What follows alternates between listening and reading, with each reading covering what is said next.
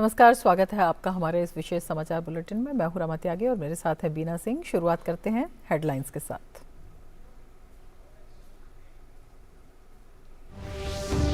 प्रधानमंत्री नरेंद्र मोदी ने आकाशवाणी से मासिक मन की बात कार्यक्रम में देश विदेश के श्रोताओं के साथ अपने विचार किए साझा। कोविड के प्रति सावधान रहते हुए सतर्कता के साथ त्योहार मनाने की अपील।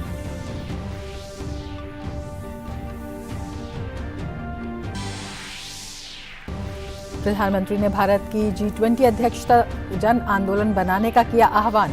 नमामि गंगे अभियान को बताया जन आंदोलन, कहा वैश्विक स्तर पर मिल रही है अभियान को पहचान।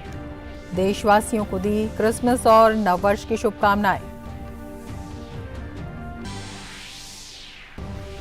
पूर्व प्रधानमंत्री अटल बिहारी वाजपेयी की जन्म जयंती आज। राष्ट्रपति, उपराष्ट्रपति और प्रधानमंत्री ने अटल जी की समाधि सदैव अटल पर श्रद्धा सुमन किए अर्पित।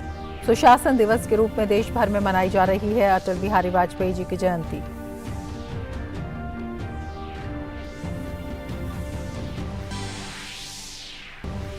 चीन समेत कुछ देशों में कोविड के बढ़ते प्रकोप को देखते हुए केंद्र सरकार सतर्क। केंद्र ने राज्यों को दिया मेडिकल ऑक्सीजन सप्लाई और ऑक्सीजन प्लांट के मोर्चे पर सभी तैयारी सुनिश्चित करने का निर्देश।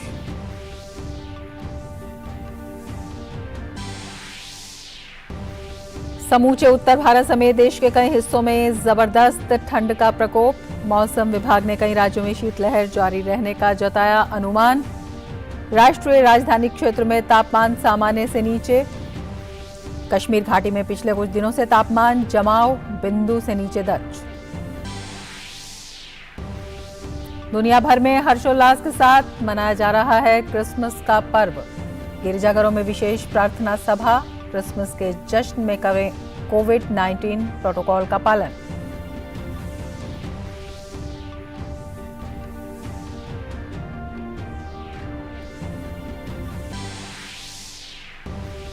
और खेलों में भारत ने दूसरे टेस्ट के चौथे दिन बांग्लादेश पर दर्ज की 3 विकेट से रोमांचक जीत। 2 मैचों की सीरीज 2-0 से की अपने नाम।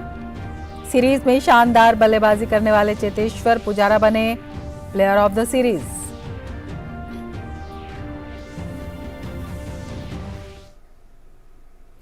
और अब विस्तार से समाचार। इस साल के अंतिम मन की बात कार्यक्रम में प्रधानमंत्री नरेंद्र मोदी ने देश द्वारा तमाम क्षेत्रों में हासिल उपलब्धियों को साझा किया।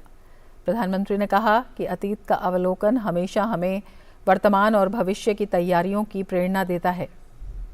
उन्होंने कहा कि 2022 में देश के लोगों का सामर्थ्य, उनका सहयोग, उनका संकल्प, उनकी सफलता का विस्तार इतना ज्यादा रहा कि मन की बात में सभी को समेटना मुश्किल होगा।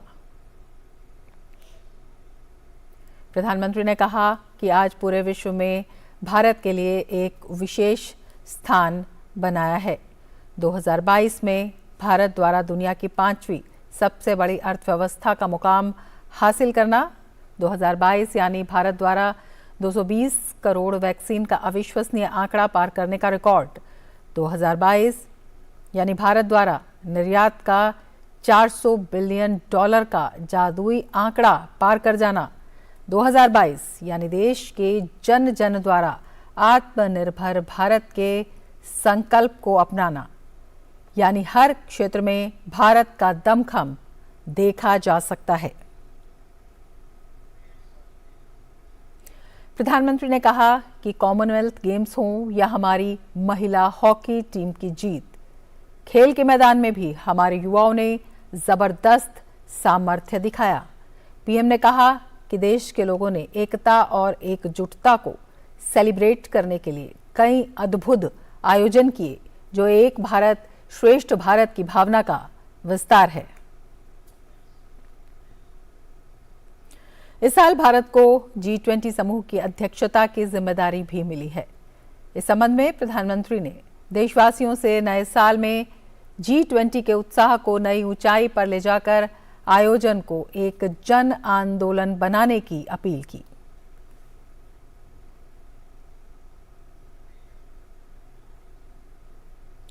देश भर में क्रिसमस का त्योहार बड़े हर्षोल्लास के साथ मनाया जा रहा है।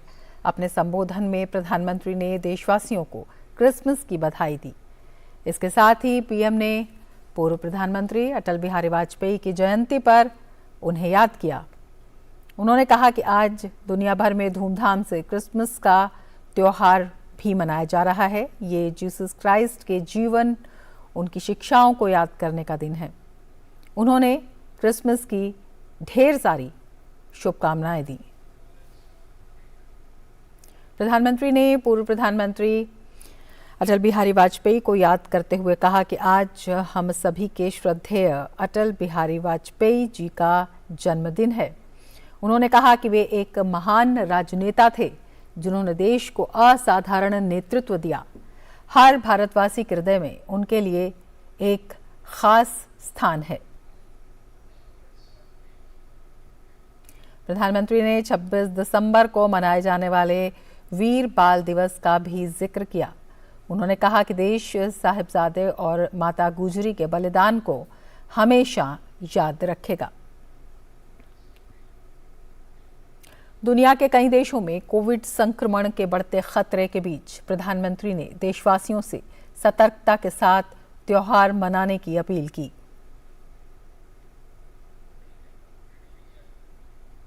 प्रधानमंत्री ने कहा कि सदियों से भारतीय जीवन का हिस्सा रहे योग और आयुर्वेद जैसे हमारे शास्त्रों के सामने एविडेंस बेस्ड रिसर्च की कमी हमेशा एक चुनौती रही है, लेकिन अब योग और आयुर्वेद आधुनिक युग की जांच और कसौटियों पर भी खरे उतर रहे हैं।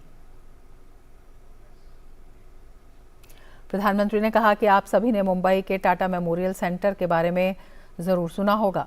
इस संस्थान ने रिसर्च, इनोवेशन और कैंसर केयर में बहुत नाम कमाया है। इस सेंटर द्वारा की गई एक इंटेंसिव रिसर्च सामने आई है कि ब्रेस्ट कैंसर के मरीजों के लिए योग बहुत ज़्यादा असरकारी है। प्रधानमंत्री ने कहा कि भारतीय चिकित्सा पद्धतियां जितनी ज़्यादा एविडेंस बेस्ड होंगी, उतनी ही पूरे विश्व में उनकी स्वीकार्यता बढ़ेगी। उन्होंने कहा कि सरकार इसके लिए लगातार प्रयास कर रही है। प्रधानमंत्री ने बताया कि दिल्ली के एम्स में भी एक प्रयास किया जा रहा है। यहां हमारी पारंपरिक चिकित्सा पद्धतियों को वैलिडेट करने के लिए 6 साल पहले centre for integrative medicine and research की स्थापना की गई। इसमें लेटेस्ट मॉडर्न टेक्निक्स और रिसर्च मेथड्स का उपयोग किया जाता है। प्रधानमंत्री ने दिल्ली के एम्स में भारतीय चिकित्सा पद्धतियों के वैज्ञानिक प्रमाणीकरण को भी एक आंदोलन के रूप में परिवर्तित करने का आह्वान किया।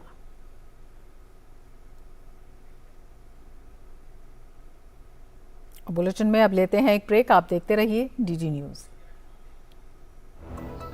समाज में पूरी भागीदारी का सपना अब हो रहा है साकार। महिला सशक्तिकरण नीति रंग लाई, अगुआ बना बिहार।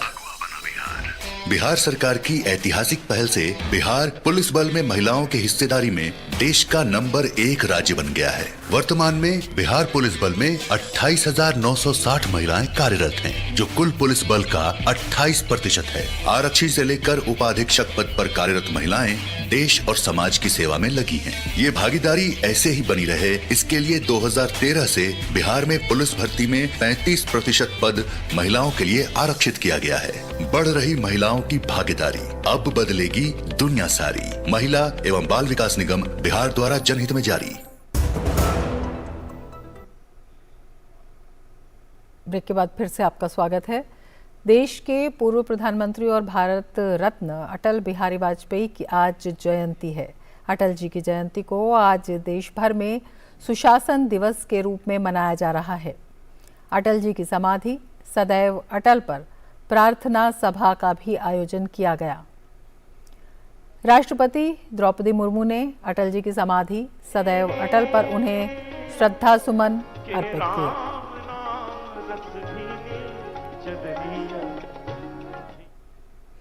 उपराष्ट्रपति जगदीप धनखड़ ने भी उनकी समाधि पर पुष्पांजलि अर्पित कर अटल जी को याद किया। 9-10 मास बुनन को लागे, 9-10 मास बुनन को लागे। प्रधानमंत्री नरेंद्र मोदी ने देश के पूर्व प्रधानमंत्री और भारत रत्न अटल बिहारी वाजपेयी को सदैव अटल पर श्रद्धा सुमन अर्पित किए। 9-10 मास बुनन को लागे, 9-10 मास बुनन को लागे, मूर्ख मैं अष्टकमल। लोकसभा अध्यक्ष ओम बिरला ने भी अटल जी को कोटि कोटि नमन करते हुए श्रद्धा सुमन अर्पित किए। गृह मंत्री अमित शाह, रक्षा मंत्री राजनाथ सिंह और भाजपा अध्यक्ष जेपी नड्डा ने भी अटल जी को पुष्पांजलि अर्पित की।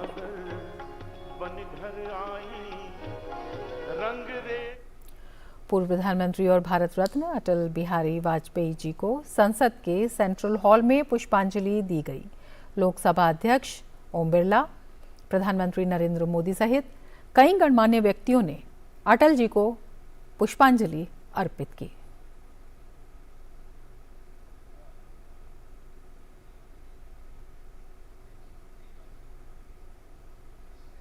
प्रधानमंत्री नरेंद्र मोदी ने पूर्व प्रधानमंत्री और भारत रत्न अटल बिहारी वाजपेयी जी को उनकी जयंती पर याद किया। उन्होंने ट्वीट में कहा कि अटल जी की जयंती पर उन्हें शत शत नमन। भारत के लिए उनका योगदान अमिट है। उनका नेतृत्व और दूरदृष्टि लाखों लोगों को प्रेरित करती है। कृतज्ञ राष्ट्र आज महामना मदन मोहन मालवीय जी की जयंती पर उन्हें नमन कर रहा है। मालवीय जी ने देश की आज़ादी के लिए भरसक प्रयत्न किया और भारत माता की सेवा में अपना पूरा जीवन लगा दिया। मालवीय जी महान शिक्षाविद, बेहतरीन वक्ता तथा राष्ट्रीय नेता थे। उन्होंने भारत में शिक्षा के एक बड़े केंद्र बनारस हिंदू विश्वविद्यालय की स्थापना की। उन्हें सम्मानपूर्वक महामना के नाम से जाना जाता है।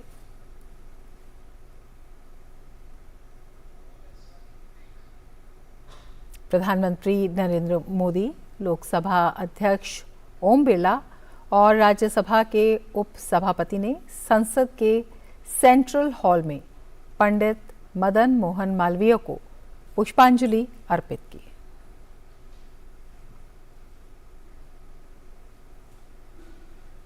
प्रधानमंत्री नरेंद्र मोदी ने ट्वीट कर मां भारती की महान संतान महामना पंडित मदन मोहन मालवीय जी को उनकी जयंती पर विनम्र श्रद्धांजलि दी। उन्होंने कहा, देश के शिक्षा जगत की समृद्धि के लिए उन्होंने अपना जीवन समर्पित कर दिया, जिसके लिए वे सदैव स्मरणीय रहेंगे। पीएम मोदी ने एक वीडियो भी साझा किया।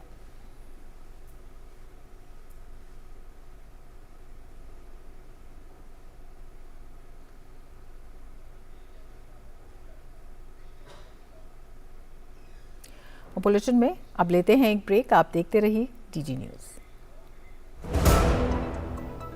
समाज में पूरी भागीदारी का सपना अब हो रहा है साकार। महिला सशक्तिकरण नीति रंग लाई, अगुआ बना Bihar.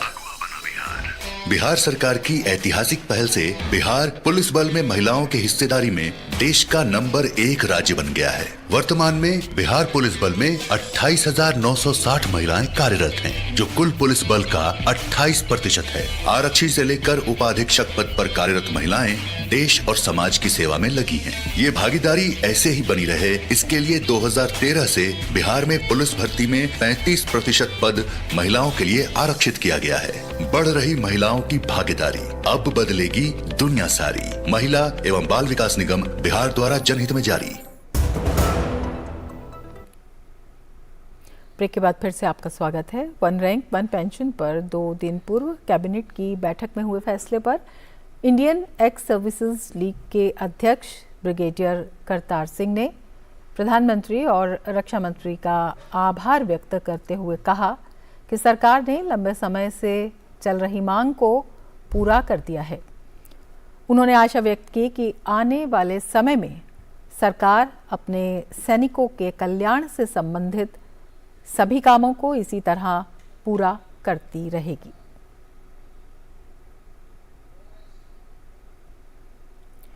One rank one pension पर कैबिनेट की बैठक में हुए फैसले का पूर्व सैनिकों ने स्वागत करते हुए भारत सरकार और प्रधानमंत्री नरेंद्र मोदी का आभार व्यक्त किया है।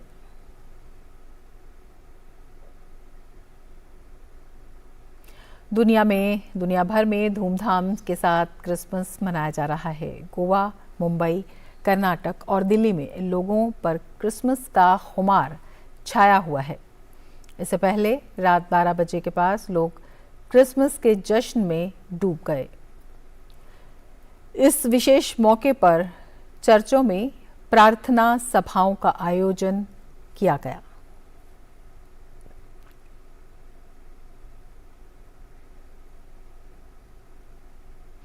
देश भर में लोग धूमधाम के साथ क्रिसमस मना रहे हैं। इस मौके पर ओडिशा के सुदर्शन पटनायक ने पुरी में समुद्र के किनारे गंजाम के गोपालपुर में 1500 किलो टमाटर से 27 फीट ऊंचा सेंट सेंटा क्लॉज बनाया।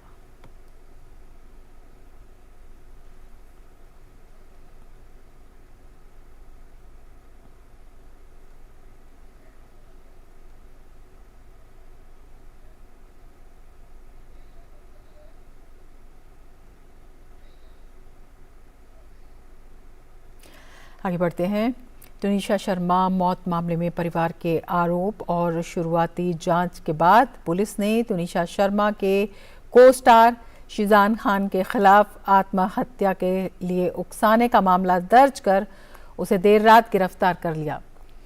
पुलिस ने आईपीसी की धारा 306 के तहत शीजान खान को आज कोर्ट में पेश किया, जहां उसे 4 दिन की पुलिस हिरासत में भेज दिया गया है।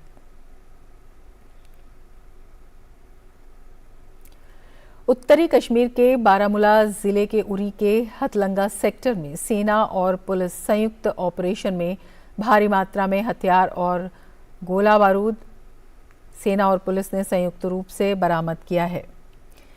3 आरआर राजपूत के कमांडिंग ऑफिसर मनीष पुंज ने बारामूला में बताया कि इनमें 8 AK राइफल, 24 मैगजीन, 560 जिंदा कारतूस, चीनी पिस्तौल, 9 चीनी और 5 पाकिस्तानी ग्रेनेड मिले हैं।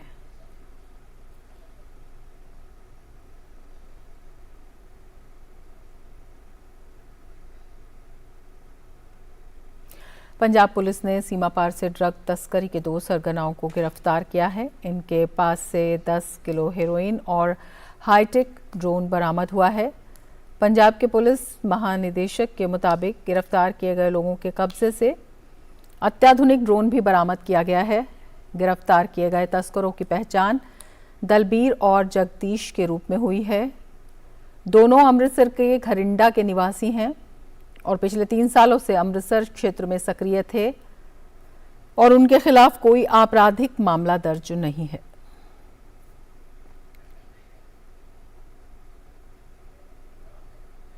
भारत और कजाकिस्तान की सेनाओं के बीच मेघालय में संयुक्त सैन्य अभ्यास काजिन 2022 चल रहा है।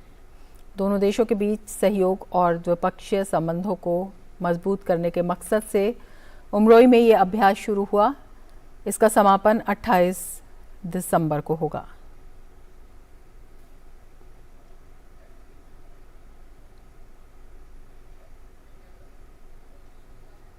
समूचे उत्तर भारत समेत देश के कई हिस्सों में जबरदस्त ठंड का प्रकोप जारी है। मौसम विभाग ने उत्तरी राजस्थान, पंजाब, हरियाणा, चंडीगढ़ और दिल्ली में अगले 3 दिन कड़ाके की ठंड पड़ने की संभावना जताई है। मौसम विभाग ने कहा है कि हिमाचल प्रदेश में आज शीतलहर चलेगी।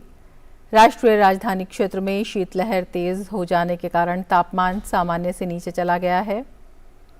उत्तर प्रदेश, पंजाब, हरियाणा, चंडीगढ़, दिल्ली, बिहार, पश्चिम बंगाल, सिक्किम, ओडिशा, असम और त्रिपुरा में आज सुबह घना कोहरा छाया रहा। कश्मीर घाटी में पिछले कुछ दिनों से तापमान जमाव बिंदु से लगातार नीचे दर्ज किया जा रहा है। अधिकतम जगहों पर पारा औसतन -6 डिग्री सेल्सियस तक गिर गया है। वहीं तमिलनाडु के दक्षिणी तटीय इलाकों में अगले 2 दिन भारी बरसात का अनुमान है। 26 दिसंबर को दक्षिण केरल और 27 दिसंबर को लक्षद्वीप में भारी बरसात हो सकती है। 24 और 25 दिसंबर को मछुआरों को दक्षिण पश्चिम बंगाल की खाड़ी और श्रीलंका तटीय क्षेत्रों की ओर नहीं जाने की सलाह दी गई है। अमेरिका में बर्फीले तूफान का कहर जारी है। अमेरिका में ठंड का मौसम लोगों के लिए काफ़ी मुश्किल भरा साबित हो रहा है। भीषण सर्दी और तूफान के चलते अमेरिका का सामान्य जनजीवन अस्त व्यस्त हो गया है। अमेरिका में बर्फीले तूफान से लाखों लोग प्रभावित हुए हैं। तूफान की वजह से 20 लाख घरों में बिजली आपूर्ति बाधित हो गई है और प्रमुख हवाई अड्डों से उड़ानों को रद्द कर दिया गया है। देश के बाकी हिस्सों की तरह ओहियो में भी भारी बर्फबारी जारी है। ओहियो में बर्फ धीरे धीरे घरों और कारों को पूरी तरह से ढक चुकी है। तूफानी चक्रवात के कारण मरने वालों की संख्या बढ़कर 14 हो गई है।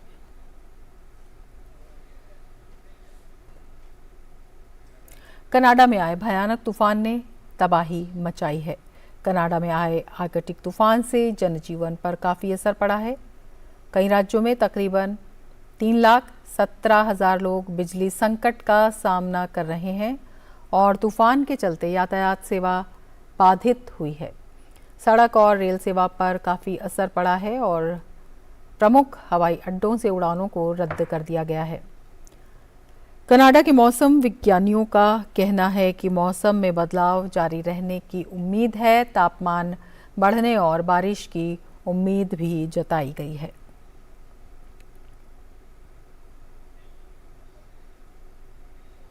भारत ने बांग्लादेश के खिलाफ दूसरे टेस्ट मैच में 3 विकेट से रोमांचक जीत दर्ज की। इसके साथ ही भारत ने 2 मैचों की सीरीज को 2-0 से अपने नाम कर लिया। बांग्लादेश द्वारा दिए गए 145 रन के लक्ष्य का पीछा करने उतरी भारतीय टीम की शुरुआत बेहद खराब रही। चौथे दिन का खेल शुरू होते ही भारत ने जयदेव उनादकट का विकेट गंवा दिया। उन्हें शाकिब अल हसन ने एलबीडब्ल्यू किया। वे 16 गेंद पर 13 रन बनाकर आउट हुए। इसके बाद भारत को ऋषभ पंत और अक्षय पटेल के रूप में 2 बड़े झटके लगे। ये दोनों खिलाड़ी मेहदी हसन मिराज का शिकार बने। पंत 13 गेंद पर 9 रन बनाकर आउट हुए, जबकि अक्षर पटेल 69 गेंद पर 34 रन बनाकर पवेलियन लौटे। इसके बाद अश्विन और श्रेयस अय्यर ने पारी को संभाला और 8वें विकेट के लिए 71 रन की नाबाद साझेदारी करते हुए भारत को जीत दिला दी। इससे पहले बांग्लादेश ने अपनी दूसरी पारी में 231 रन बनाए और भारत के सामने जीत के लिए 145 रन का लक्ष्य रखा था। जवाब में तीसरे दिन का खेल खत्म होने तक भारत ने 4 विकेट के नुकसान पर 45 रन बना लिए थे। इसके साथ ही इस बुलेटिन में फिलहाल इतना ही। नमस्कार।